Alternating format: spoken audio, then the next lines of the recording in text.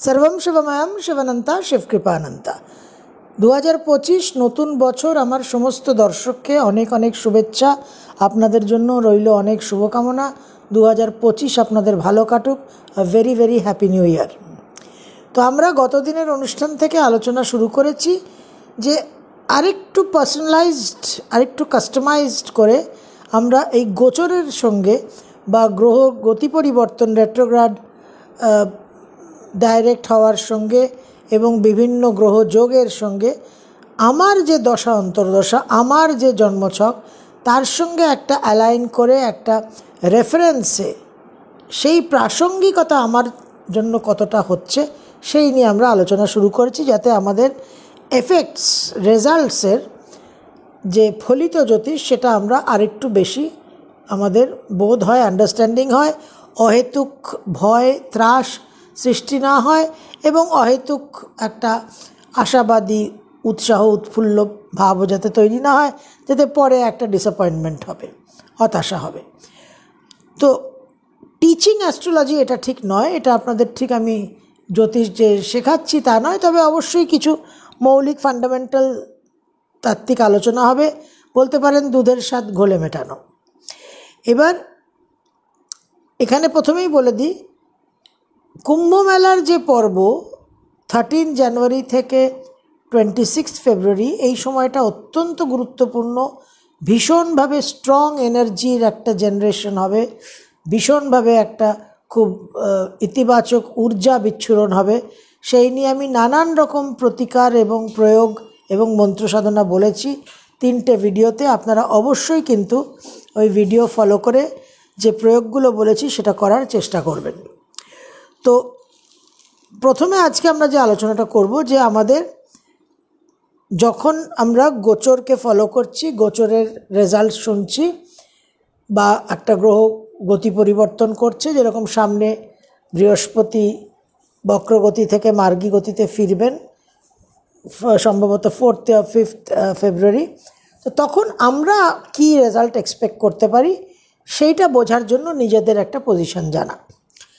তো প্রথমেই দেখতে হবে যে আমার কি দশা চলছে, এবং যখন আমরা দশা চলছে জানবার চেষ্টা করি তখন আমরা কি বলি, বৃহস্পতির দশা, শুক্রের দশা, রাহুর দশা, শনির দশা ইত্যাদি।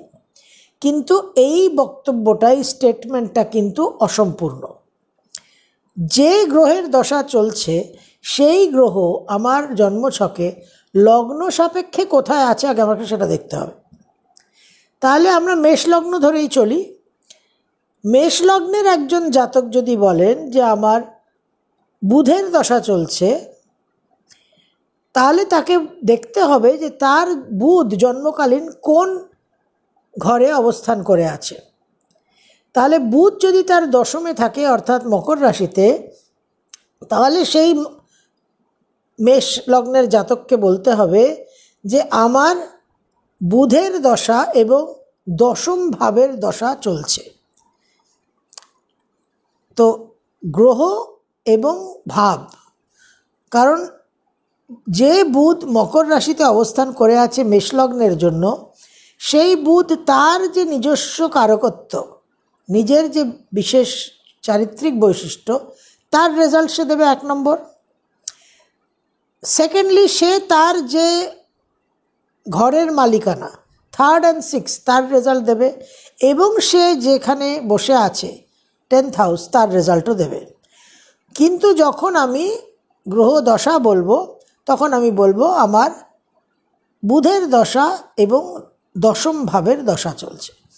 This is very very important, কারণ কোন ভাবের দশা আপনার জীবনে চলছে সেটাও কিন্তু একটা এনার্জির ইন্ডিকেটর। যে আপনার যদি অষ্টম ভাবের দশা চলে তখন আপনার স্বাভাবিকভাবে কিন্তু বিপদ হওয়ার, সংকট হওয়ার, মামলা মোকদ্দমা হওয়ার, জীবনে একটা পতন হওয়ার, এগুলো স্বাভাবিক রেজাল্টস।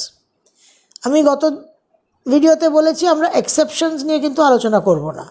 অষ্টমপতির দশায় মানুষ কোটিপতি হয়ে গেল, এও বহু দৃষ্টান্ত আছে, কিন্তু আমরা ওই আদার সাইড অফ দ্য কয়েনে আমরা কিন্তু যাব না। আমরা ন্যাচারাল যে রেজাল্ট সেগুলো নিয়ে আলোচনা করছি। তো যখন আপনি গোচর শুনবেন তখন আপনাকে দেখে নিতে হবে যে আপনার যে দশা চলছে সেই দশাটা কোন ভাবের, যে গ্রহর দশা চলছে সেই গ্রহ কোন ভাবে অবস্থান করে আছে, এটা 1 নম্বর। সেকেন্ড হচ্ছে যার দশা চলছে, অর্থাৎ এই যে আমরা বললাম যে মেষ লগ্নের তৃতীয় আর ষষ্ঠপতি বুধের দশা চলছে। তো বুধ যে ষষ্ঠের অধিকার করে বসে আছে জায়গাটা, 6th হাউস কিন্তু আপনার বন্ধনের জায়গা। দ্বাদশ যেরকম মুক্তির জায়গা, 6th হাউস কিন্তু বন্ধনের জায়গা। এই জন্য রোগ, রিপু, ঋণ সব আপনাকে একটা জায়গায় আটকে রাখে।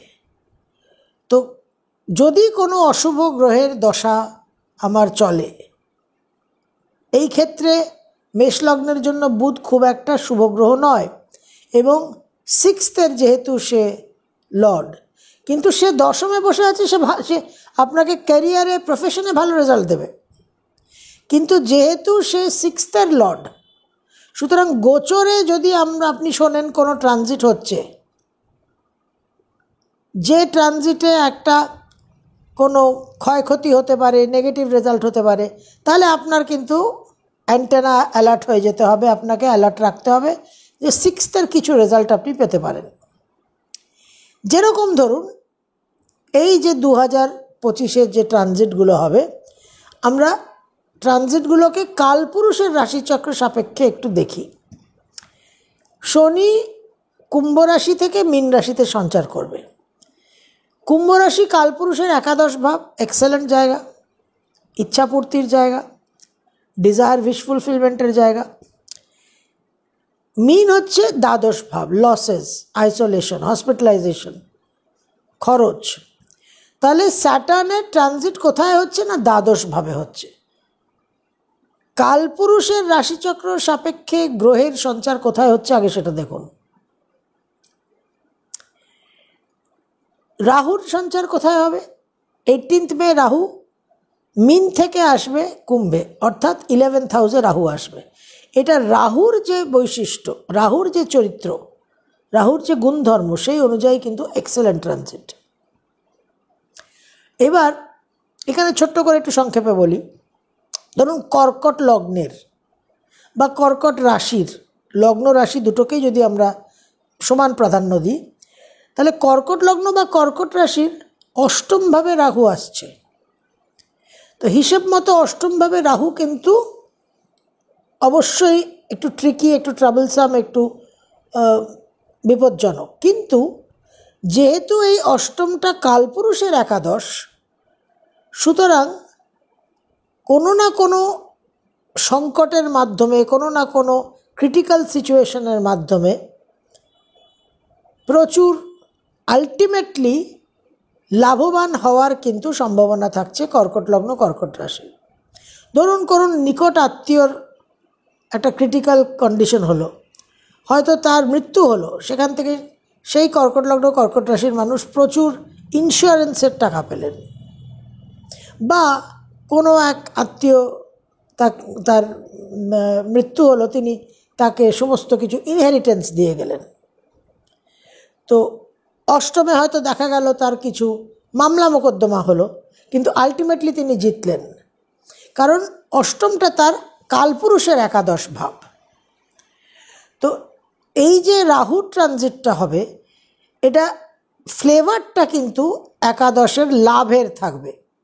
এবার আপনার জন্মছকে আপনার লগ্ন রাশি সাপেক্ষে এই কুম্ভ রাশিটা কী ভাবের অধিপতি সেটা আপনাকে দেখতে হবে, কিন্তু একটা লাভ কিন্তু থাকবেই।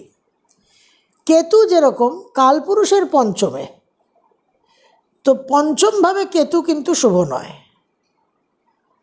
এবার এই কেতুর অবস্থান পরাশর জ্যোতিষে বলা আছে তৃতীয়, ষষ্ঠ, একাদশে শুভ। তাহলে তুলা লগ্ন, তুলা রাশির জন্য একাদশে কেতুর সঞ্চার হচ্ছে, তাহলে সেটা শুভ হচ্ছে। কিন্তু কালপুরুষের যে রাশিচক্র, সেই রাশিচক্র সাপেক্ষে কেতু পঞ্চমে আসছে, সুতরাং পঞ্চমের যে রেজাল্ট, সন্তানহানি, সন্তান নিয়ে দুশ্চিন্তা, অর্থনৈতিক কিছু ক্ষয়ক্ষতি, পেট সংক্রান্ত কিছু সমস্যা, একটা নাম যশ হানি, একটা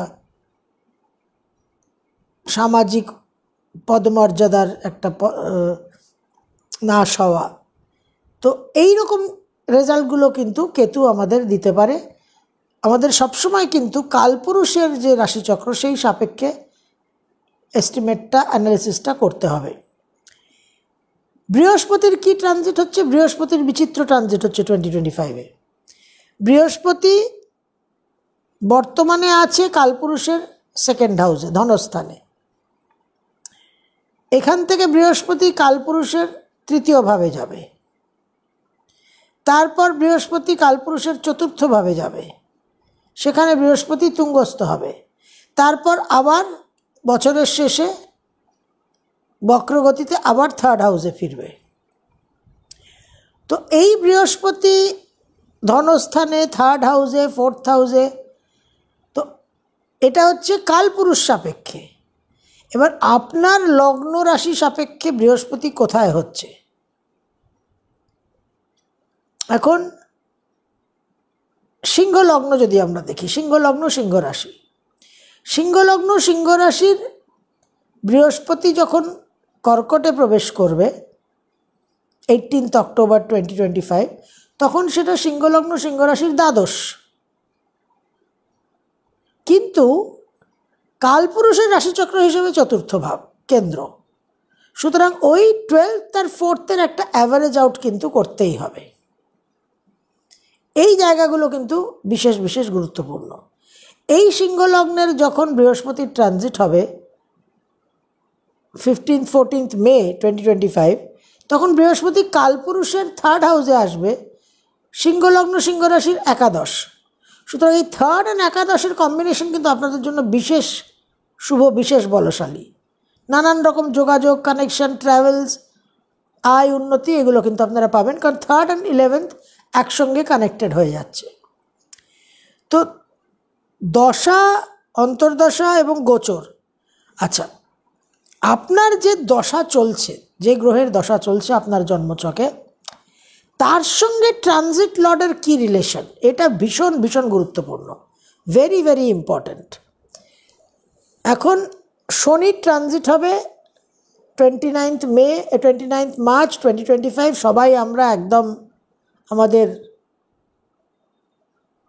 ব্লাড প্রেশার বেড়ে গেছে, হার্ট রেট বেড়ে গেছে, সবাই এখন আমরা ত্রাহিমাম করছি। এই শনি যে ট্রানজিট হচ্ছে, কারোর যদি চন্দ্রের দশা চলে তার সঙ্গে শনির রিলেশনটা যথেষ্ট ক্রিটিক্যাল, কারোর যদি মঙ্গলের দশা চলে যথেষ্ট ক্রিটিক্যাল, রাহু কেতু যথেষ্ট ক্রিটিক্যাল, বৃহস্পতির সঙ্গে একটা সম ব্যালেন্সড ভাব, মঙ্গলের সঙ্গে, মঙ্গলের দশা, রবির দশা, এই দশাগুলো কিন্তু আপনাদের ডিফিকাল্টি দিতে পারে। শুক্র বুধ অনেকটা ব্যালেন্সড, কিন্তু তাও শুক্রের দশা চললে, স্যাটার্নের ডিফিকাল্ট ট্রানজিট হলে কিন্তু নানান রকম পারিবারিক সুখ শান্তি, ভোগ সুখ, রিলেশনশিপে একটা এফেক্ট আসেই। তো আপনার যে দশা লর্ড, যে দশা চলছে, তার সঙ্গে ট্রানজিটিং প্ল্যানেটের কি সম্পর্ক? আপনার যদি শনির দশাই চলে তাহলে তো আপনি ফুল ব্লাস্টে, মনে করুন যে একটা এসির যে জেটটা আছে সেটা পুরো আপনার মুখে, গায়ের উপর পড়ছে, আপনি একদম পাখার তলায় বসে আছেন। তো দশা লর্ডের সঙ্গে রিলেশনশিপটা ইজ ভেরি ভেরি ইম্পর্ট্যান্ট। আচ্ছা, ট্রানজিট যে হচ্ছে, সেই ট্রানজিটিং যে গ্রহ, সঞ্চারের যে গ্রহ, সেই গ্রহ আপনার জন্মকালীন দশা লর্ডকে অ্যাসপেক্ট করছে কিনা। এবার ধরুন এই যে ট্রানজিট হবে শনির 29 মার্চ, স্যাটার্ন মীন রাশিতে যাবে। তো মীন রাশিতে সঞ্চার করে শনির কি অবস্থান হবে? শনি কালপুরুষের দ্বাদশে, সেখান থেকে শনির দৃষ্টিপাত কোথায় হবে না কালপুরুষের দ্বিতীয় ভাবে বৃষ রাশিতে, কালপুরুষের ষষ্ঠ ভাবে কন্যা রাশিতে 7th অ্যাসপেক্ট, আর 10th অ্যাসপেক্ট কালপুরুষের নবম ভাবে ধনুরাশিতে। তাহলে আপনার যে গ্রহ দশা চলছে, ধরুন আপনার বুধের দশা চলছে, বা আপনার শুক্রের দশা চলছে, বা আপনার কেতুর দশা চলছে, তাহলে আপনার বুধ শুক্র কেতু বা গ্রহ দশা লর্ড যদি বৃষ, কন্যা আর ধনুতে অবস্থান করে থাকে জন্মকালীন, তাহলে কিন্তু আপনার উপর, আপনার টোটাল দশার রেজাল্টের উপর কিন্তু শনির একটা এবার রোল থাকবে। Saturn will monitor, will play a major role. Saturn সেখানে কিছু স্লো ডাউন করতে পারে, Saturn সেখানে কিছু মডিফিকেশন করতে পারে, তো সেটা কিন্তু ভেরি ভেরি ইম্পর্ট্যান্ট। এবার এই যে কথাটা বললাম যে কালপুরুষের রাশিচক্র সাপেক্ষে ট্রানজিট লর্ড কোথায় বসেছে, কোথায় বসছে, এবং কালপুরুষের রাশিচক্র সাপেক্ষে আপনার গ্রহ দশা লর্ড কোথায় আছে।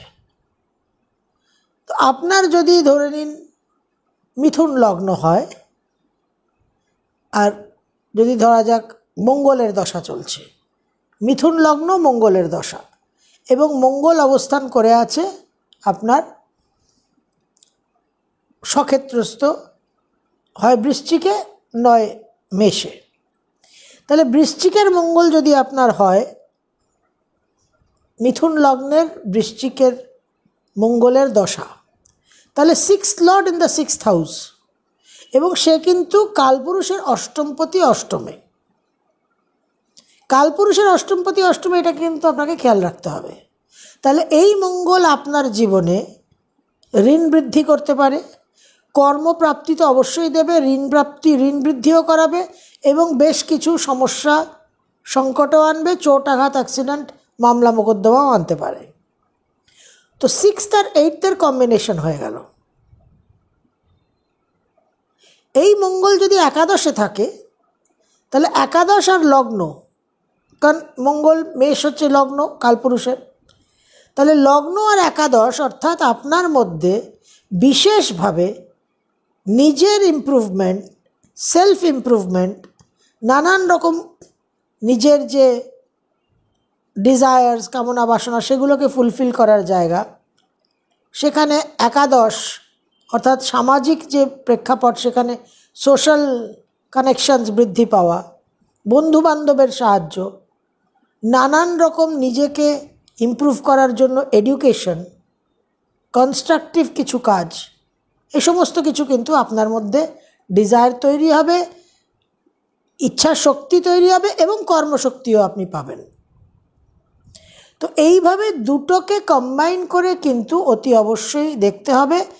আগামী ভিডিওতে আমরা আরও কিছু বেসিক আলোচনা করব, যাতে দশা আর গোচর, আপনার ব্যক্তিগত চার্ট আর গোচর ফল, এই দুটোকে একটা মেলবন্ধন করে আপনি কতটা রেজাল্ট পাবেন, প্লাস বা মাইনাস, সেটার একটা সঠিক এস্টিমেট করে, যাতে অহেতুক ত্রাসও সৃষ্টি না হয়, আবার অহেতুক আশাবাদীও না হয়ে উঠি আমরা, ব্যালেন্সড মিডল পজিশন যাতে রাখা যায়, সেই আলোচনা আমরা আগামী ভিডিওতে এগিয়ে নিয়ে যাব। সর্বম শিবময়ম শিবানন্তা শিবকৃপানন্তা।